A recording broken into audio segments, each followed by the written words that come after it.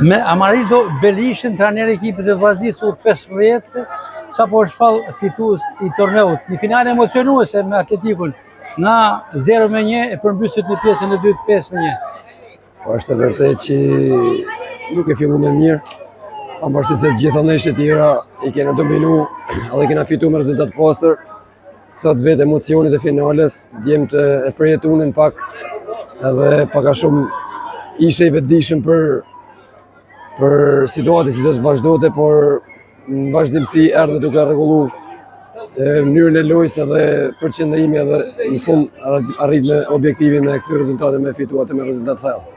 Vuajtër shumë derisa gjetet golin e parë, pastaj erdhën të njëri pas tjetrit. Diçka për autorët e golave, që kanë meritin kryesor. Si thashë më parë, vetë atmosfera festive që ishte në kohët e tim, edhe nuk u shfaqi që është fillim.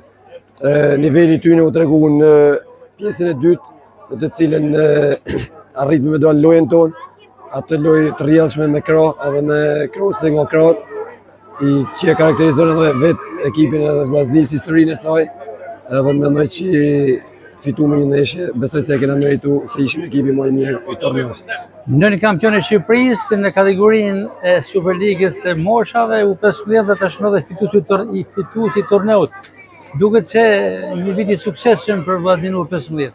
Të them të drejtën, që është momentin e parë kur e kam marrë ekipin, kena hasë jo pak vështirësi, sepse për vetë faktin ekipi vite nga Liga e dytë, Liga parë edhe vite për herë parë në Super League, edhe lojtarët kishin problemet e tyre psikologjike, por besoj se me kalimin e kohës kena ardhur duke rrit nivelin, kena ardhur duke rrit edhe kërkesën e llogarisë, po ashtu edhe renditja erdhi në finale që arritëm në javë fundit me diskutime të tjera për titullin kampion.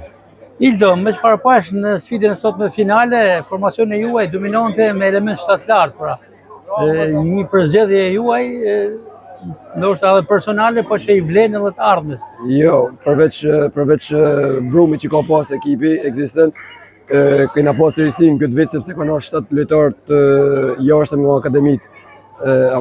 akademitë të tjera në Shkodrës, por fati ka dashur këto djem të jenë 7 lartë dhe të jenë edhe të vlefshëm. Suksese në vazhdimsi, Belisha.